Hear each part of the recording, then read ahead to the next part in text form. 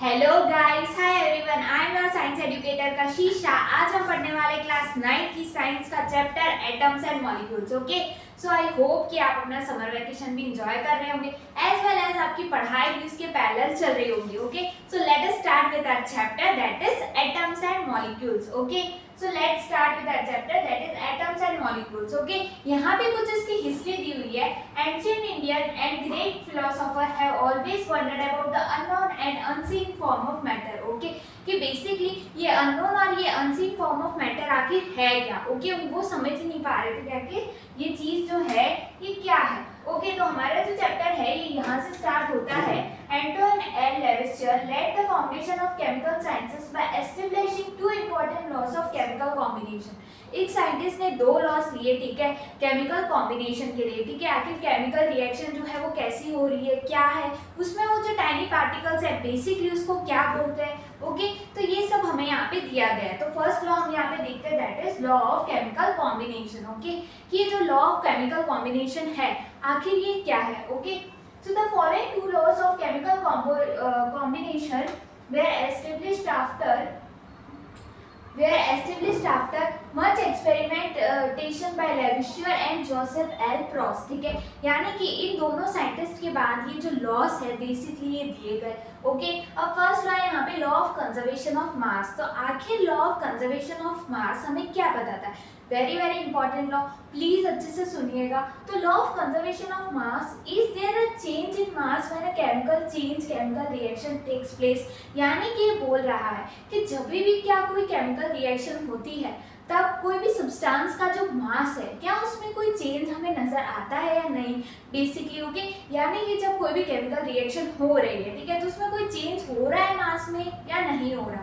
Okay, इसी के base पे यहाँ पे एक एक्टिविटी हमें दी गई है that the activity is take one of the following sets X and Y of chemicals. ठीक है, हमें सेट्स लेने हैं, इनमें से कोई भी वन। ओके, एक्स दिया है, यहाँ पे वाई दिया है। एक्स हमें दिया है कॉपर सल्फेट, वाई है सोडियम कार्बोनेट। इसका मास है 1.25 ग्राम, इसका है 1.43 gram. Okay, barium chloride 1.22 gram, sodium sulphate 1.53 gram, that है lead nitrate 2.07, sodium chloride that is 1.17 gram. Okay, अब prepare separately a 5% solution of one pair of substance listed under X and Y in 10 ml in water। Okay, यानी कि आपको इनमें से कोई भी separately prepare separately 5% solution आपको करना है, ठीक है, पेयर में। Okay, and X and Y in each 10 ml in water। ठीक है, 10 ml वाटर में।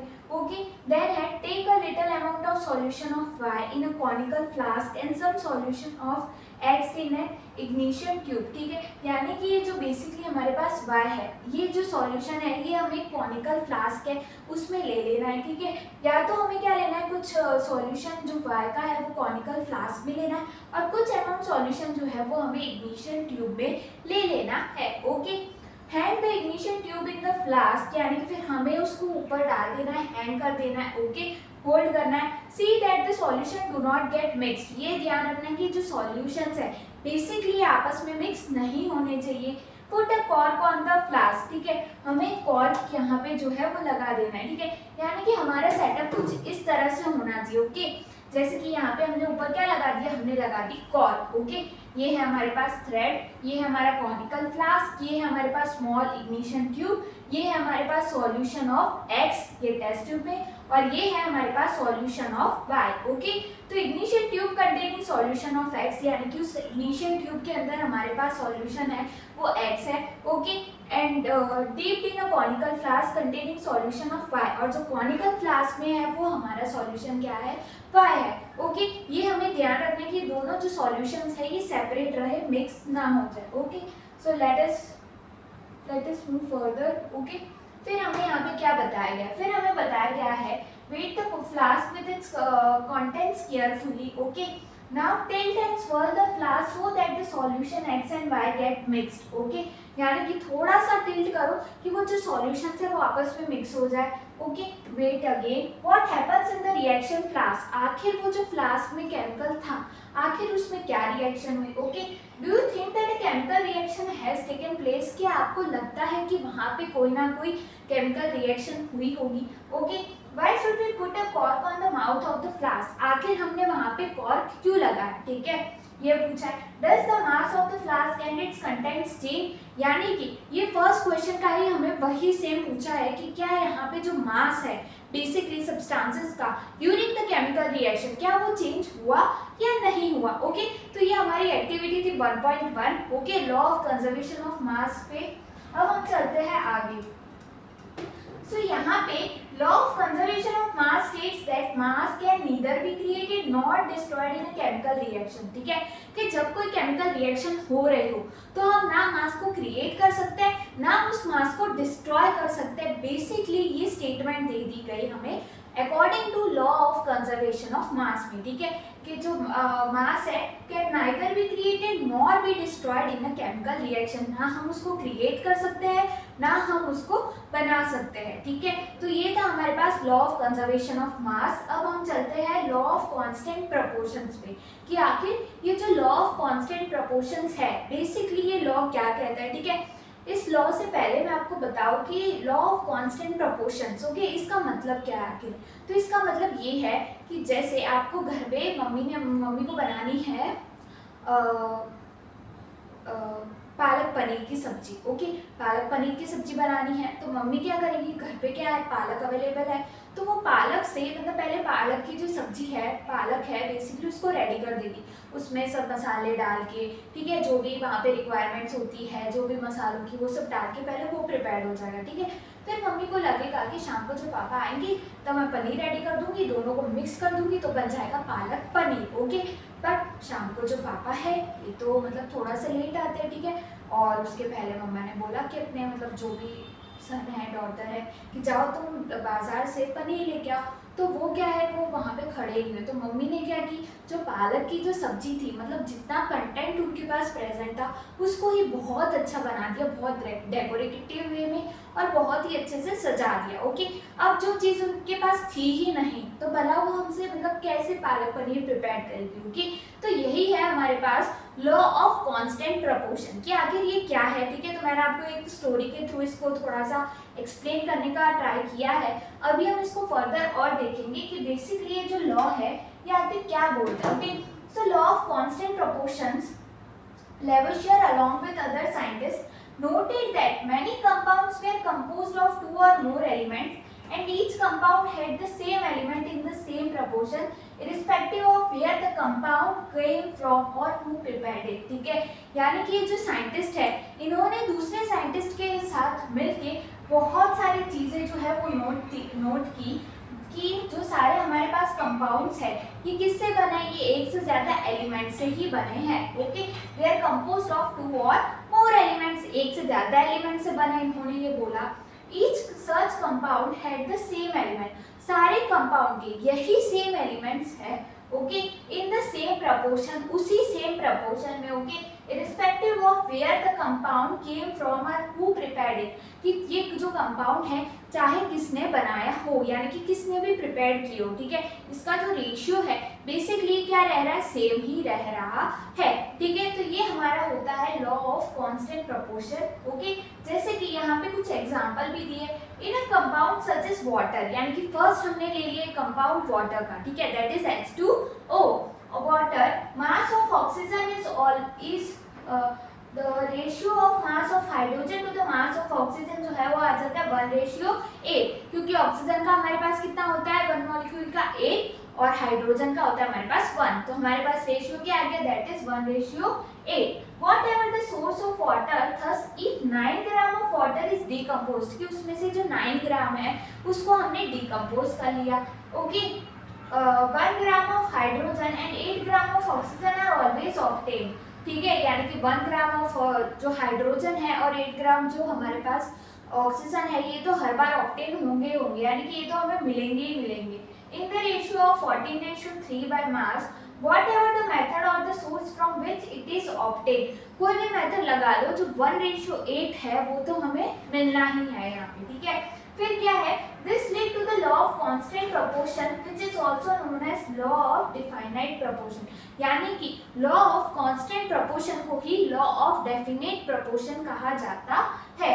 This law was stated by Proust, in a chemical substance the elements are always present in a definite proportion by mass, यानी कि जो law of conservation of मास हमने पढ़ा था उसमें हमने देखा कि मास can neither be created nor be destroyed. अब यहाँ पे हमारे पास जो लॉ ऑफ कांस्टेंट प्रोपोर्शन आया, इसी का दूसरा नाम दे दिया लॉ ऑफ डेफिनेट प्रोपोर्शन। और यहाँ पे इन्होंने बोल दिया कि जब कोई केमिकल सब्सटेंस है, ठीक है, इन अ केमिकल सब्सटेंस जो एलिमेंट्स उसमें प्रेजेंट है वो कैसे होंगे, डिफाइनाइट प्रोपोर्शन में प्रेजेंट होंगे। तो ये क्या आ गया, लॉ ऑफ डेफिनेट प्रोपोर्शन या लॉ ऑफ कांस्टेंट प्रोपोर्शन हमारे पास आ गया। Okay, now let us move further. Okay okay, फिर यहाँ पे okay, the next problem faced by scientists was to give appropriate explanation of this laws। ठीक है, अब scientist के पास भी थोड़ी सी प्रॉब्लम होगी कि आखिर ये जो लॉ है बेसिकली हम इसको कैसे स्टेट करें, कैसे फ्रेम करें, कैसे मतलब बाहर दे। ठीक है, क्योंकि आपने बोल दिया तो दुनिया तो ऐसा नहीं मानती नहीं, वो तो मानते भाई प्रूफ दो हमें, ठीक है, तो वो भी तो हमें यहाँ पे देना पड़ेगा, तो वो आखिर कैसे करें। तो ब्रिटिश केमिस्ट थे जिनका नाम है John Dalton, provided the basic theory about the nature of matter. John Dalton ने हमें नेचर ऑफ मैटर के बारे में बताया कि आखिर मैटर की क्या क्या कैरेक्टरिस्टिक्स है, क्या क्या प्रॉपर्टीज है। ठीक है, इन्होंने इस पे काम किया।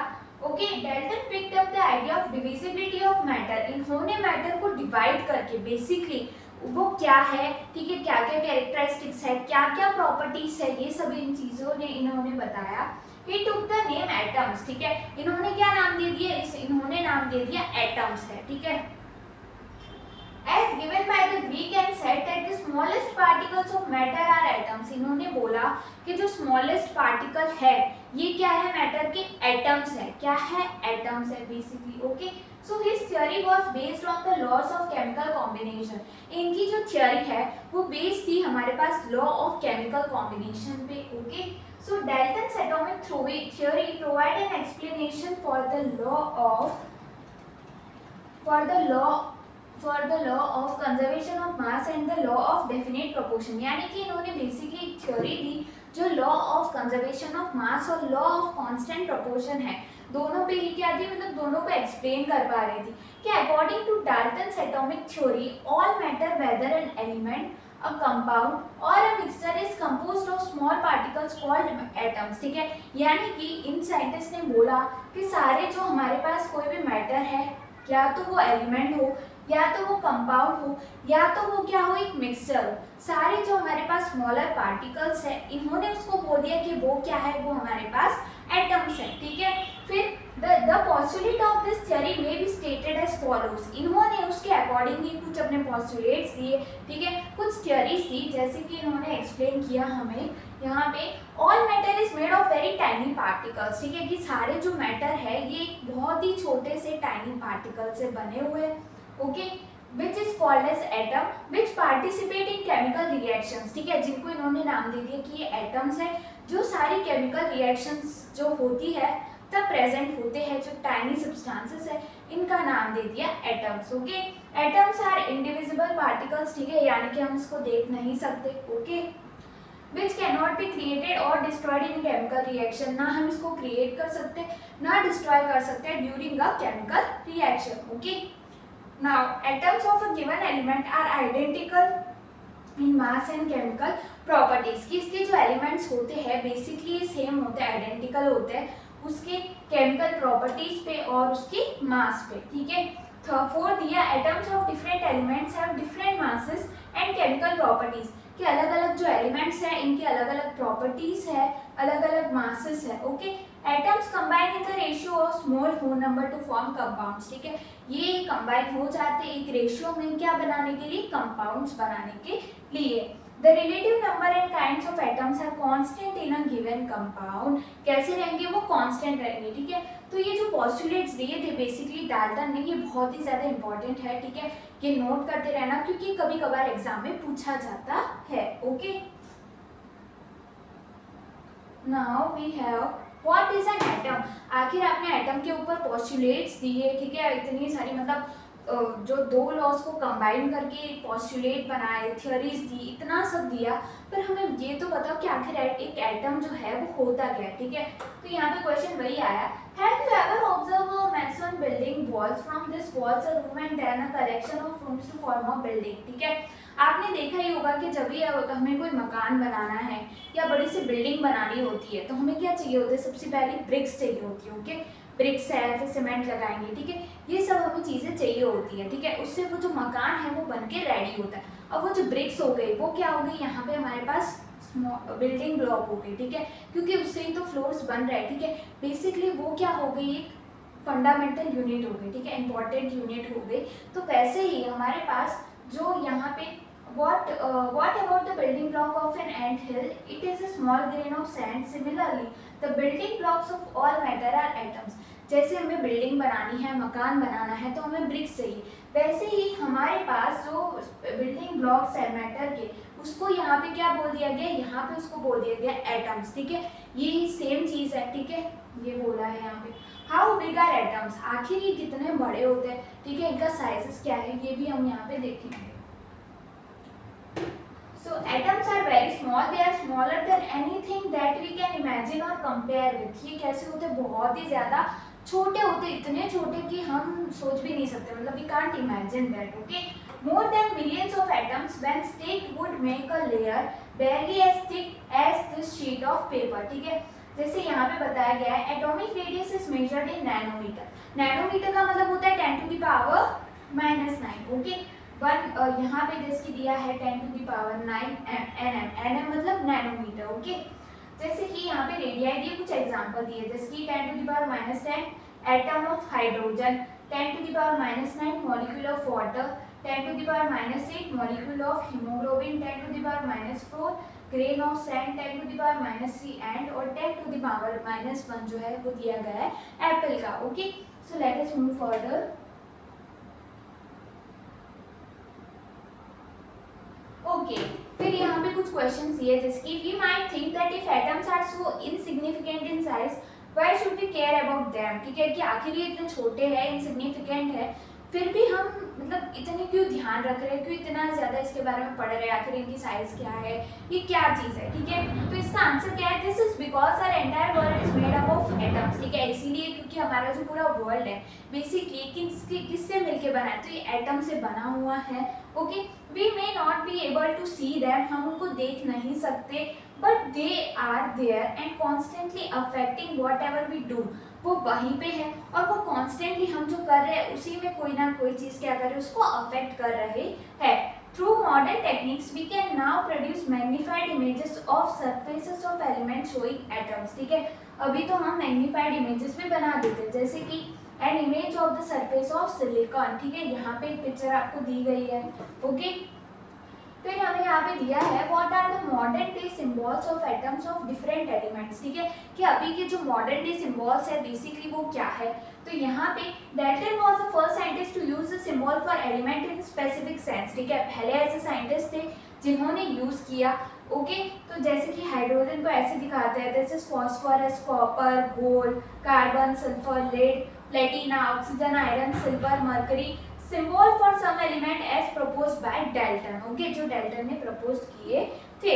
ओके, फिर यहाँ पे दिया है कि in the beginning the names of elements were derived from the name of the place where they were found for the first time. ठीक है, कि इनकी जो नेम्स है वो पहले कैसे दिए जाते थे, कि जिस प्लेस पे, जिस जगह पे ये मिले हैं, जिस जगह पे ये फाउंड हुए हैं, वहाँ पे उसी के अकॉर्डिंग इनके जो नाम्स है बेसिकली वो दिए जाते थे. For example the name copper was taken from Cyprus. Some names were taken from specific colors. कुछ नेम जो है वो उसके कलर्स के अकॉर्डिंग, ठीक है, उसके स्पेसिफिक कलर्स के according. For example gold was taken from the English word. जो गोल्ड है वो डिराइव हुआ एक इंग्लिश वर्ड से. Example gold was taken from the England word meaning yellow. Now day IUPAC यानी कि international union of pure and applied chemistry is an international scientific organization which approves names of elements, symbols और units. ठीक है, कि क्या क्या symbols है, क्या क्या elements है. ठीक है, इन सबका जो है ये IUPAC देखती है, that is International Union of Pure and Applied Chemistry. Okay. For example hydrogen, aluminium, ठीक है, कोबाल्ट, अलग अलग सिम्बॉल्स है इनके. ठीक है, symbols of some elements are formed from the first letter of the name and the letter appearing later in the name, ठीक है, यानी कि कुछ के जो नाम है वो उनके फर्स्ट लेटर से दिए गए और कुछ एलिमेंट्स के जो नाम है वो एंड ऑफ द लेटर जो है उससे भी यहाँ पे डिराइव हो गए हैं। ओके, जैसे यहाँ पे other symbols have been taken from the names of elements in Latin, German और ग्रीक, ठीक है। जैसे यहाँ पे दिया हुआ है हमारे पास टेबल्स में सिंबल्स फॉर सम एलिमेंट्स, ठीक है, जैसे यहाँ पे कुछ एलिमेंट है एल्यूमिनियम, तो इसके फर्स्ट 2 अल्फाबेट्स ले लिए Al, argon Ar, barium Ba, boron B, bromine Br, calcium Ca, carbon C, chlorine Cl, cobalt का ले लिया CO, ठीक है।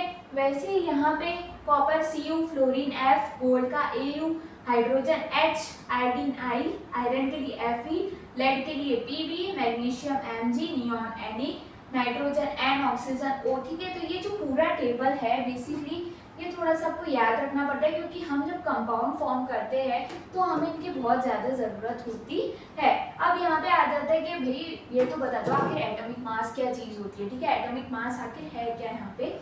So the most remarkable concept that Dalton's atomic theory proposed was that of the atomic mass, ठीक है, जो बहुत ही ज़्यादा रिमार्केबल कॉन्सेप्ट था डेल्टन का वो था हमारे पास atomic mass. Okay, according to him each element had a characteristic atomic mass, ठीक है, उनके अकॉर्डिंग हर एलिमेंट के पास क्या है, अपना एटॉमिक मास है।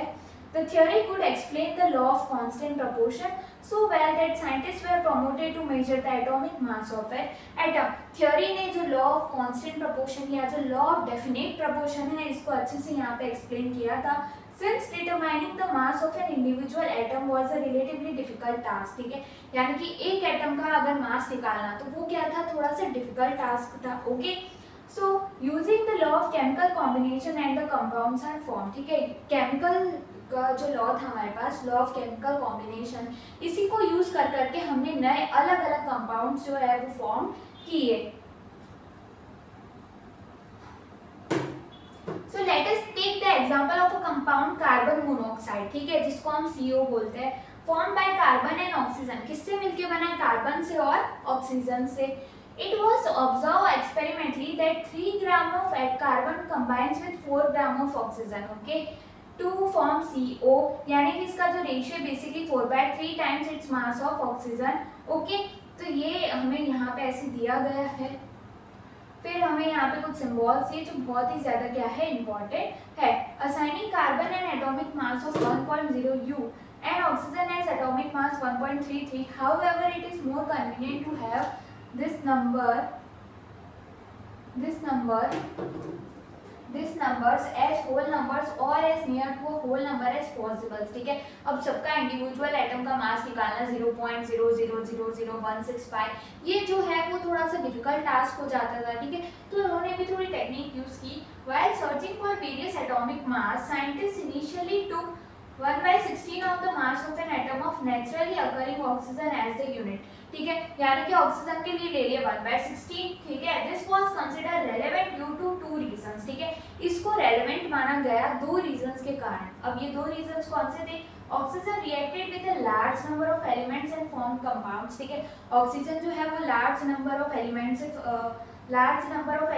से रिएक्ट करता था और क्या बनाता था, कंपाउंड्स बनाते था। Okay, this atomic mass unit gave masses to most of the element has whole number, okay, इसकी वजह से बहुत सारे मास यूनिट जो है वो आए, ठीक है, ये सब बताया गया। However, in 1961 for a universally accepted atomic mass unit, carbon 12 isotope was chosen as a standard reference for measuring atomic masses, ठीक है, कार्बन 12 बोला गया, ठीक है, कार्बन का जो एटॉमिक मास है वो 12 दे दिया गया यहाँ से। ओके, फिर यहाँ पे हमें क्या दिया हुआ है, फिर यहाँ पे हमें बेसिकली गिवन है कि जैसे यहाँ पे क्या हमारे पास वाटरमेलन है। ओके, ये क्या है, इसके 12 पीसेस। ओके, अब अगर मैं एक पीस का ले लूँ, ठीक है, अब ये बिल्कुल हमारे मैथ्स में पढ़ते हैं ना फ्रैक्शंस, ये बिल्कुल उसके जैसा है, ठीक है, जिसकी जो पूरा था, ठीक है, उसके 12 पीसेस है। अब मुझे एक का अगर निकालना हो तो मैं इसका ले लेती 1/12, ठीक है, तो 1/12 of watermelon. How the fruit seller can weight the fruits using pieces of watermelon, ठीक है, तो यहाँ पे इसे देख लो, एक साइड से 1/12 जो है वो वाटरमेलन रखा है और यहाँ पे इससे एप्पल्स रखा है। तो बेसिकली ये बोल रहा है कि जो वेजिटेबल सेलर है वो कैसे इस कंसेप्ट को यूज करते हैं। Okay, now we have is okay, guys I hope आप पढ़ रहे हैं ना, या मस्ती चल रही है, सिर्फ नोटबुक निकालिए या सिर्फ ऐसे ही बस बैठे हैं? ऐसे नहीं बैठना, ओके। इंपॉर्टेंट पॉइंट्स नोट करने हैं, अपने जो नोट्स है वो बनाते रहना, ओके। एंड यही सब है ना, करते रहना है अच्छे से, ठीक है। मैडम यहाँ से देख रही है कौन बच्चा पढ़ रहा है कौन नहीं पढ़ रहा, ओके। पढ़ते रहना है अच्छे से शांति से, ओके। और समर वेकेशन है तो अपने वेकेशन भी इंजॉय करते रहना है और थोड़ा थोड़ा पैरेलली पढ़ते भी रहना है, ओके। बहुत हो गई मस्ती मजाक, अब आ जाते हैं वापस। Similarly the relative atomic mass of the atom of an element is defined as the, अब इसको कैसे डिफाइन किया, तो the relative atomic mass of an atom of an element is defined as the average mass of an atom. कैसे ले लिया उसको, एक average mass of an atom से उसको डिफाइन किया, जैसे कि as compare to 1/12 the mass of one carbon, ठीक है। कार्बन का 1/12 लिया एक का, ओके। जैसे यहाँ पे देखो atomic mass of a few element दिए गए, जिसकी हाइड्रोजन का 1 होता है, कार्बन का 12, नाइट्रोजन 14, ऑक्सीजन 16, सोडियम का 23, मैग्नीशियम 24, सल्फर 32, क्लोरीन 35.5 और कैल्शियम का है यहाँ पे 40, ओके। तो ये था हमारे पास एटॉमिक मास कुछ एलिमेंट्स का, ओके। फिर यहाँ पे क्वेश्चन है हाउ डू एटम एग्जिस्ट, आखिर ये जो एटम्स है ये एग्जिस्ट कैसे करते हैं, ठीक है। तो atoms of most elements are not able to exist independently, ये इंडिपेंडेंटली जो है एग्जिस्ट नहीं हो पाते। Atoms form molecules and ions, कि एटम जो है ये क्या बनाते हैं, मॉलिक्यूल्स बनाते हैं, आयंस बनाते हैं। This molecule or ion aggregate in large number to form the matter that we can see, feel or touch, okay. फिर यहाँ पे हमें कॉन्सेप्ट दिया है कि व्हाट इज अ मॉलिक्यूल, ठीक है, कि हम बोल रहे हैं कि भाई उससे कंबाइन होकर एक मॉलिक्यूल बना। अब देखो यहाँ पे कि मॉलिक्यूल जो है वो होता क्या है, तो व्हाट इज अ मॉलिक्यूल, तो molecule is in general a group of 2 or more atom that are chemically bonded together. Basically एक मॉलिक्यूल वो होता है जिसमें 2 या 2 से ज्यादा एटम हो जो एक दूसरे से बाउंडेड हो केमिकली टुगेदर, उसे हम क्या बोलते हैं, मॉलिक्यूल बोलते हैं, ठीक है। That is tightly held together by attractive forces, दोनों के बीच में क्या अट्रैक्टिव फोर्स है, वो दोनों एक दूसरे से बाउंडेड हो। A molecule can be defined as smallest particle of an element or a compound that is capable of an independent existence and show all the properties of the substance, कि उसकी जो सारी प्रॉपर्टीज है वो independent को सारी वो show करे। Atoms of the same element or of different element can join together to form a molecule, ठीक है। एटम्स के जो सेम एलिमेंट होते हैं वो अलग अलग डिफरेंट एलिमेंट से ज्वाइंट होके टुगेदर होके मिलके क्या बनाते हैं, मॉलिक्यूल्स बनाते हैं, okay. Okay, so we have molecules of elements, ठीक है, कि आखिर ये क्या है, तो ये थोड़ा सा देख लेते हैं यहाँ पे। So the molecules of an element are constituted by the same type of atoms, ठीक है। मॉलिक्यूल्स में क्या होता है, सेम टाइप्स ऑफ एटम्स होते हैं, ठीक है। जो अट्रैक्टिव फोर्सेस क्या होते हैं, बॉन्डेड होते हैं। मॉलिक्यूल्स ऑफ मेनी एलिमेंट्स जैसे आर्गन हो गया, हीलियम हो गया, etcetera are made up of only one atom, ये किससे बने, एक ही एटम से बने, ठीक है, ऑफ दैट एलिमेंट, ठीक है। जैसे आर्गन तो उसमें सिर्फ उसी का एटम है, ठीक है। हीलियम तो सिर्फ H है उसमें, okay. For example a molecule of oxygen consist of 2 atom, ठीक है। O2 होता है तो वो किससे बना है, वो 2 मॉलिक्यूल्स ऑफ ऑक्सीजन से फॉर्म हुआ है, ठीक है, क्योंकि हम उसको क्या बोलते हैं, ऑक्सीजन को O2, ओके। सो यहाँ पे hence it is known as diatomic molecule, यानी इसके पास 2 मॉलिक्यूल है O2, तो इसको हम क्या बोलते हैं, डायटोमिक मॉलिक्यूल बोलते हैं। डाई मतलब 2, एटॉमिक मतलब एटम, 2 एटम्स है ना इसके पास O2, ओके। सो ये है If 3 atoms of oxygen unite into a molecule, अगर 3 को मैं unite कर दूँ तो बन जाता है O3, okay. The usual 2 as we get ozone, ठीक है, ओजोन जो है O3, इसका फॉर्मूला आ जाता है हमारे पास। The number of atoms constituting a molecule is known as its atomicity, ठीक है। यहाँ से कंसेप्ट निकल के आ जाता है एटॉमिसिटी का, कि एटॉमिसिटी क्या होती है, तो वो होती है the number of atom constituting a molecule, एक मॉलिक्यूल में कितने नंबर ऑफ एटम जो है वो कॉन्स्टिट्यूट हुए हैं जिससे वो मॉलिक्यूल बना है, उसी को बेसिकली हम बोल देते हैं atomicity, okay. So the number of atoms constituting a molecule is known as its atomicity, कि एक मॉलिक्यूल जो है वो कितने एटम से बना हुआ है उसको बोलते हैं एटॉमिसिटी,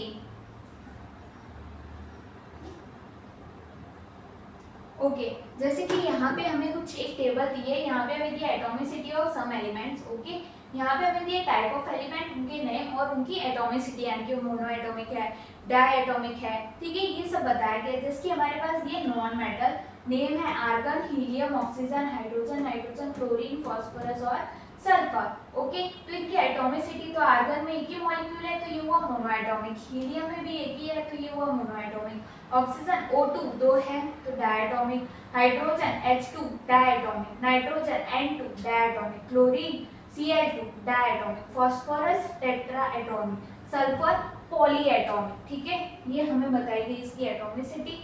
फिर है यहाँ पे मॉलिक्यूल्स ऑफ कंपाउंड्स, तो atoms of different elements join together in definite proportion to form a molecule. ठीक है, एटम्स जो होते हैं वो बेसिकली क्या करते हैं, एक दूसरे से जॉइन हो जाता है, ठीक है, बॉन्ड हो जाता है, ठीक है, एकदम ज्वाइन हो जाता है, जिससे वो क्या बनता है, एक ही प्रपोर्शन में, डेफिनेट प्रपोर्शन में, उससे मिलके बनता है एक मॉलिक्यूल। ओके तो कुछ मॉलिक्यूल्स के भी यहाँ पे हमें एग्जांपल गिवन है।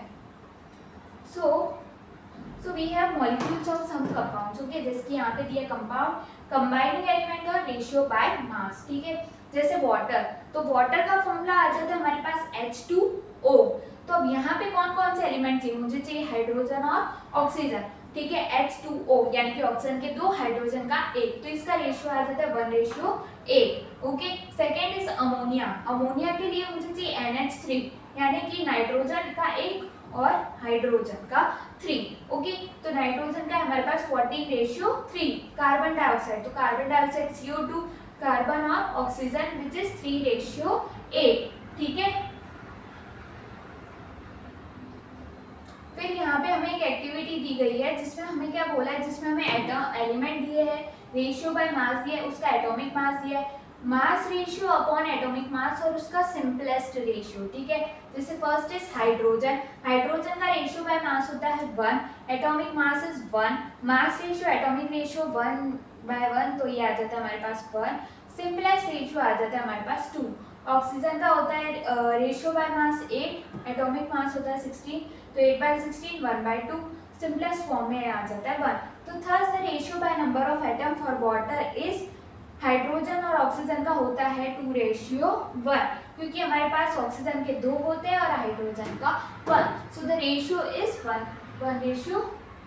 2:1, हाइड्रोजन के 2। Okay what is an ion, अब हम यहाँ पे देखेंगे कि आखिर एक आयन क्या होता है। हमने देख लिया मॉलिक्यूल क्या है, कंपाउंड क्या है, एटॉमिसिटी क्या है, अब एक आयन क्या होता है। Okay so compound composed of metals and non metals contain charge species. ठीक है, एक कंपाउंड होता है, उसमें कोई ना कोई मेटल होता है, कोई ना कोई क्या होता है, नॉन मेटल होते हैं। ठीक है, जिसमें क्या होती है, कुछ ना कुछ चार्ज स्पीशीज होती है, यानी कि उसके ऊपर कोई ना कोई चार्ज होता है, पॉजिटिव या तो फिर negative. The charge species are known as ions, वो जो चार्ज स्पीशीज होती है, यानी कि जो चार्ज होता है उसी को हम क्या बोलते हैं, आयंस बोलते हैं। ठीक है, ions may consist of a single charge atom or a group of atoms that have a net charge on them. ठीक है, okay an ion can be negatively और पॉजिटिवली चार्ज, या तो उसके ऊपर पॉजिटिव चार्ज भी हो सकता है या तो उसके ऊपर नेगेटिव चार्ज भी हो सकता है। A negatively charge ion is called as anion, जो नेगेटिव चार्ज है उसको हम बोलते हैं एनायन, और जो पॉजिटिव चार्ज होता है उसको हम बोल देते हैं cation. Okay take example sodium chloride, sodium chloride is NaCl। Okay so it's constituent particle are positively charge, यानी कि Na2+ होता है तो सोडियम के ऊपर positive charge, sodium ions Na2+ and negatively charge ion which is Cl2-। Okay हाँ, negative charge आ जाता है हमारे पास Cl- यानी कि क्लोराइड आयंस पे। ठीक है, a group of atoms carrying a charge is known as polyatomic ion. अब कोई भी ग्रुप ऑफ एटम है जिसके पास नेगेटिव चार्ज है उसे हम क्या बोलते हैं, पॉलीएटॉमिक आयन बोलते हैं। यहाँ पे कुछ टेबल्स में कुछ इसके एग्जांपल दिए, जैसे कि सम आयनिक कंपाउंड्स, जैसे यहाँ पे है आयनिक कंपाउंड, कॉन्स्टिट्यूटिंग एलिमेंट और ratio by mass. Okay so first is calcium oxide, calcium oxide में क्या है, कैल्शियम एंड ऑक्सीजन, रेशियो आ जाता है 5:2, magnesium sulphide and sulphur 3:4, sodium chloride, sodium and chloride 23:35.5। Okay क्योंकि क्लोराइड का क्या होता है एटॉमिक मास, दैट इज 35.5। 5। ठीक है, तो यहाँ पे ये चीज़ कुछ हमें दी हुई है कि बेसिकली इसका रेशियो क्या है। अब writing a chemical formula, chemical formula अगर मुझे कोई भी लिखना है, ठीक है, तो उसमें मुझे क्या ध्यान रखना है, जैसे कि मुझे लिखना है NaCl H2SO4, ठीक है, ओके, तो इसमें क्या क्या हमें ध्यान रखना है। तो chemical formula of a compound is symbolic representation of its composition. एक केमिकल फॉर्मूला हमें बताता है कि उसमें वो जो एलिमेंट है उसका कितना अमाउंट ऑफ कंपोजिशन है, यानी कि कितना अमाउंट ऑफ वो प्रेजेंट है। The chemical formula of different compounds can be written easily। हम इसको बहुत ही आसानी से लिख सकते हैं। कैसे? फॉर एग्जाम्पल जैसे यहाँ पे एक टेबल दी हुई है हमें, names and symbols of some ion, जैसे यहाँ पे सोडियम Na+, पोटेशियम K+, ठीक है, यानी कि कुछ ना कुछ हमें यहाँ पे दिया है, जैसे सोडियम के लिए Na+, पोटेशियम के लिए K+, सिल्वर के लिए Ag+, कॉपर के लिए Cu2+, मैग्नीशियम के लिए Mg2+, कैल्शियम Ca2+, आयरन के लिए Fe2+, ओके। फिर यहाँ पे नॉन मेटल्स अगर आप देखो, हाइड्रोजन के लिए H+, हाइड्राइड के लिए H-, क्लोराइड के लिए Cl-, bromide Br-, iodide I-, okay, ammonia का NH4+, hydroxide OH-, nitrate NO3-, hydrogen carbonate HCO3-, okay, phosphate यहाँ पे PO4 3-। तो यहाँ पे सब element show more than one vacancy, okay, तो ये हमें यहाँ पे बताया गया है, ओके। अब इसके कुछ रूल्स भी हैं हमें फॉर्मूला लिखने के।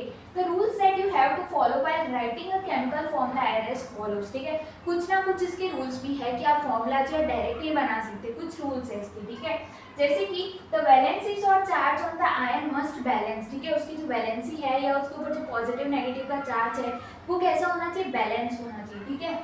When a compound consists of a metal or non-metal, यानी कि कंपाउंड है या तो वो मेटल से बना होगा या तो वो नॉन मेटल से बना होगा। The name और symbol of the metal is written first, उसका जो सिंबल है या उसका जो नेम है वो सबसे पहले लिखा हुआ होना चाहिए। फॉर एग्जाम्पल हम ले लें कैल्शियम ऑक्साइड का, तो यहाँ पे हम कैसे लेंगे इसको, CaO, ओके, सोडियम क्लोराइड तो NaCl, आयरन सल्फाइड तो FeS, कॉपर ऑक्साइड तो CO etcetera, okay. Where oxygen chlorine sulphur are non metals, ये कैसे हमारे पास नॉन मेटल्स होते हैं, okay. And are written on the right, where as calcium sodium iron and copper are metals, ये सारे metals हैं। And are written on left, ठीक है, यानी कि जो हमारे मेटल्स है वो लेफ्ट में लिखे जाने चाहिए और जो हमारे नॉन मेटल्स है वो राइट में, ओके, ये एक सेकेंड रूल है। थर्ड रूल हमारे पास आता है, in compounds form with polyatomic atoms, ठीक है, यानी कि जिसके पास नेगेटिव चार्ज है उसको बोलते हैं पॉलीएटॉमिक आयंस, ठीक है, यानी ऐसे कंपाउंड जिसमें पॉलीएटॉमिक आयंस हो। The number of ions present in the compound is indicated by enclosing the formula of ion in a bracket and writing the number of ions outside the bracket, ठीक है, यानी कि हमें bracket put करना होता है, okay. For example जैसे कि MgOH2, तो यहाँ पे देखो यहाँ पे ब्रैकेट बनाया हुआ है। In case the number of polyatomic ion is 1, अगर पॉलीएटॉमिक आयन एक ही है तो ब्रैकेट इज नॉट रिक्वायर्ड, तो हमें ब्रैकेट रिक्वायर्ड नहीं होता। जैसे कि NaOH, तो यहाँ पे पॉलीएटॉमिक आयन एक ही है तो इसमें ब्रैकेट रिक्वायर्ड नहीं है। तो ये थे कुछ रूल्स कि हमें केमिकल फॉर्मूला कैसे बनाने हैं। अब फॉर्मूला ऑफ सिंपल कंपाउंड्स, ठीक है, कुछ एग्जांपल्स दिए जैसे कि फॉर्मूला ऑफ हाइड्रोजन क्लोराइड, ठीक है, तो सिंबल है हाइड्रोजन का H, क्लोराइड का Cl, वैलेंसी हाइड्रोजन की 1 होती है, इसकी भी 1 है, ठीक है, दोनों को क्या करो, formula of compound would be HCl, दोनों को क्रॉस मल्टीप्लाई करेंगे तो क्या आया, HCl। अब फॉर्मूला बना है हमें हाइड्रोजन सल्फाइड का, तो ये है हमारे पास हाइड्रोजन, ये है मेरे पास सल्फाइड, ठीक है, तो ये है वैलेंसी दी गई है, दोनों को आप क्रॉस करो तो क्या है, H2S, तो हाइड्रोजन सल्फाइड का फॉर्मूला हमारे पास आ गया H2S। फिर यहाँ पे एक और एग्जांपल हमें दिया है, formula of carbon tetrachloride, okay, tetrachloride यानी कि क्लोरीन जो है वो हमारे पास 4 है, ठीक है, जिसको हमने बोल दिया कार्बन टेट्राक्लोराइड। तो यहाँ पे सिंबल आ जाता है कार्बन का C, क्लोराइड का Cl, वैलेंसी आ गई 4 1, तो फॉर्मूला आ गया CCl4, ठीक है, कार्बन टेट्राक्लोराइड यानी कि क्लोरीन यहाँ पे हमारे पास 4 है और कार्बन हमारे पास 1 है, ठीक है। फॉर एग्जाम्पल, अब यहाँ पे कुछ एग्जाम्पल ऐसे भी दिया है, फॉर मैग्नीशियम क्लोराइड यानी कि MgCl2, we write the symbol of cation, cation यानी कि पॉजिटिव, यानी कि Mg2+ कैसा है हमारे पास, कैटायन है, first followed by the symbol of anion, ठीक है, एनायन क्या है उसमें Cl2-, then their charges crisscross to get the formula, तो उसके जो चार्जेस है वो कैसे हो जाएंगे, क्रॉस हो जाएंगे। फॉर्मूला ऑफ मैग्नीशियम क्लोराइड, जैसे यहाँ पे Mg यहाँ पे Cl, इसका चार्ज ओके 2 प्लस और ये 1 माइनस, तो फॉर्मूला आ जाता है MgCl2, ठीक है। एक और यहाँ पे था सिर्फ magnesium chloride, there are 2 chloride ions, ठीक है। क्लोरीड आयंस हमारे पास क्या है 2 माइनस का चार्ज है ना Cl के ऊपर। For each magnesium Mg2 plus the positive and negative charges must balance each other, ठीक है। पॉजिटिव नेगेटिव चार्जेस एक दूसरे को बैलेंस करने चाहिए। And the overall structure must be neutral, जो ओवरऑल स्ट्रक्चर आए, ठीक है, वो कैसा होना चाहिए, न्यूट्रल होना चाहिए। Note that in the formula the charges on the ions are not indicated, उसके फॉर्मूला में जो चार्जेस है वो इंडिकेट नहीं किए जाने चाहिए, ठीक है। जैसे यहाँ पे कुछ एग्जांपल दिए, एल्यूमिनियम ऑक्साइड, ओके, तो Al और ये ऑक्साइड, ओके, तो यहाँ पे ठीक है ये 3 प्लस और ये 2 नेगेटिव। अब जब हम इसका फॉर्मूला लिखेंगे तो जो चार्जेस है वो हमें नहीं करने होते, हमें जो फॉर्मूला है वो लिखा वो न्यूट्रल है, ठीक है। अब जो केमिकल फॉर्मूला आता है वो हमें मतलब उसमें चार्जेस इंडिकेट नहीं करने होते, हमने यहाँ पे लिख दिया Al2O3। कैल्शियम ऑक्साइड के लिए हमने क्या किया, कैल्शियम ऑक्साइड में भी सेम हमने किया, ठीक है। तो ये आ गया here the valencies of 2 elements are the same, valency same है, तो फॉर्मूला जो है सिंपली द फॉर्मूला हमारे पास बन सकता है CaO, ठीक। नाउ नेक्स्ट हमारे पास यहाँ पे आता है फॉर्मूला ऑफ सोडियम नाइट्रेट। तो देखो यहाँ पे NaNO3, तो ये फॉर्मूला बन गया NaNO3, यहाँ पे 1 प्लस है, ये 1 माइनस है, दोनों न्यूट्रल हो जाएंगे, तो क्या बनेगा NaNO3। Then formula of calcium hydroxide that is CaOH2, ठीक है। ये पॉलीएटॉमिक आयन है, तो इसको हमें ब्रैकेट में पुट करना रहता है, क्यों, क्योंकि ये हमारे पास रूल है, ठीक है। Note that the formula of calcium hydroxide is CaOH2, इसका जो फॉर्मूला है वो CaOH2 आया। we use brackets when we have 2 or more of the same ion in the formula, ठीक है। 2 या 2 से ज्यादा हमारे पास आयंस है तो हमें ब्रैकेट का यूज करना होता है, okay. Here the bracket around OH with the subscript 2 indicate that there are 2 hydroxyl group, वो ब्रैकेट इंडिकेट करते हैं कि यहाँ पे OH यानी कि 2 हाइड्रोक्सिल ग्रुप्स प्रेजेंट है, ज्वाइन टू 1 कैल्शियम एटम, जो एक कैल्शियम एटम से क्या है अटैच हो रहा है, ज्वाइन हो रहा है। In other words there are 2 atoms each of oxygen and hydrogen in calcium hydroxide, जिसका फॉर्मूला है यहाँ पे दिया हुआ formula of sodium carbonate that is Na2CO3, okay. वैसे ही यहाँ पे बहुत सारे फॉर्मूलाज जो है आपको दिए गए हैं और कुछ आपको क्वेश्चंस भी दिए, तो मैं चाहती हूँ कि आप इसके अकॉर्डिंग क्वेश्चंस भी यहाँ पे बहुत आते हैं, तो आप बहुत सारे क्वेश्चन सॉल्व करिए, कुछ फॉर्मूला बनाइए, देखिए कि क्या सारे जो रूल्स हैं वो अच्छे से बैठ रहे हैं, आपको समझ आ रहा है, फॉर्मूला आपसे बन रहा है या नहीं बन रहा। पहले जो सारी टेबल्स है उसके एटॉमिक मास, उसका जो भी सिंबल है वो सब आप अच्छे से लर्न कर लें, ठीक है। अब molecular mass and mole concept आ जाता है, okay. First one is molecular mass, कि आखिर ये जो मॉलिक्यूलर मास है ये क्या है, okay. So in section 3.2 we discuss the concept of atomic mass, हमने पढ़ा कि एटॉमिक मास क्या होता है, एटॉमिसिटी क्या होती है। The concept can be extended to calculate molecular mass, इस कॉन्सेप्ट को और एक्सटेंड कर दिया गया मॉलिक्यूलर मास समझने के लिए। तो molecular mass of a substance is the sum of atomic mass of all the atoms in a molecule of the substance, एक मॉलिक्यूल में कितने नंबर ऑफ एटम्स प्रेजेंट है उसको कैलकुलेट करने के लिए हमें ज़रूरत पड़ती है मॉलिक्यूलर मास की। जैसे यहाँ पे क्वेश्चन भी दिया है, calculate the relative molecular mass of water, okay. तो atomic mass of hydrogen 1U, oxygen का 16U। So the molecular mass of water which contain 2 atom of hydrogen H2O and 1 atom of oxygen, तो 2 × 1 + 1 × 16, तो ये क्या आ गया 2 + 16, तो ये आ गया 18, ओके। फिर हमें दिया मॉलिक्यूलर मास ऑफ HNO3, तो ये भी आप ऐसे ही निकाल सकते हैं। हाइड्रोजन हमारे पास क्या है 1 है, तो the atomic mass of hydrogen plus atomic mass of nitrogen plus 3 क्योंकि N into atomic mass of oxygen, okay। next is formula unit mass, की formula unit mass क्या है, तो the formula unit mass of a substance is the sum of atomic mass of all the substance in a formula unit of a compound, यानी कि formula mass का मतलब है ये सम है किसका, atomic mass of all the elements in a given chemical formula। formula unit mass is calculated in the same manner as we calculate the molecular mass, जैसे molecular mass calculate करते हैं वैसे ही फॉर्मूला यूनिट मास कैलकुलेट करते हैं, but the only different is that The only difference is that we use the word formula unit for those substance, for example particles. ठीक है, जैसे यहाँ पे दिया है calculate the formula unit mass of CaCl2, तो इसमें हम क्या यूज करते हैं एटॉमिक मास ऑफ Ca यानी कि 40 plus 2 into atomic mass of Cl, okay, क्योंकि CaCl2 यानी कि क्लोरीन कितना है 2 है, ओके। सो कैल्शियम का आ जाता है हमारे पास 40 प्लस 2 इंटू क्लोरीन का 35.5, तो 40 plus 71 is equals to 111 U, okay, ये आ जाता है हमारे पास, okay. Then we have is mole concept. क्या है मोल कॉन्सेप्ट क्या है, तो take an example of reaction of hydrogen and oxygen to form water, ठीक है, कैसे हाइड्रोजन और ऑक्सीजन मिलके क्या बनाते हैं वाटर बनाते हैं, यानी कि H2O, H2 plus O2 is equal to 2H2O। The above reaction indicate, ये जो ऊपर की रिएक्शन है ये हमें क्या बताती है, 2 molecule of hydrogen combined with 1 molecule of oxygen to form 2 molecules of water। ये 2 molecule of hydrogen जो है 2 molecule of oxygen के साथ मिलके क्या बना रहा है, 2 molecule of H2O यानी कि पानी बना रहा है, ठीक है। 4 U of hydrogen molecule combined with 32 U of oxygen molecule to form 36 U of water molecules, ठीक, ओके। तो यहाँ पे हमें इसी के अकॉर्डिंग यहाँ पे कुछ एटॉमिक मास क्या दिया है, relationship between mole concept, Avogadro number and mass. जैसे कि यहाँ पे 1 मोल ऑफ कार्बन एटम्स जो है 6.022 into 10 to the power 23 atoms of carbon, 12 gram of carbon atom, 1 mole of hydrogen atom, तो ये तो जो है ये सबके लिए सेम ही रहता है 6.022 इंटू 10 टू द पावर 23।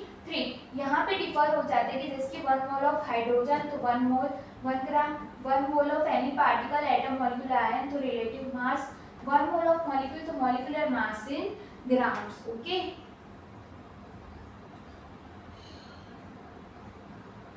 फिर यहाँ पे बताया है हमें कि द नंबर ऑफ पार्टिकल्स यानी कि एटम्स हो, मॉलिक्यूल्स हो, ठीक है, आयंस हो प्रेजेंट इन 1 मोल, उसमें ये जो वैल्यू रहती है फिक्स रहती है, that is 6.022 into 10 raised to the power 23। This is an experimentally obtained value, एक एक्सपेरिमेंटली ऑब्टेन्ड वैल्यू है।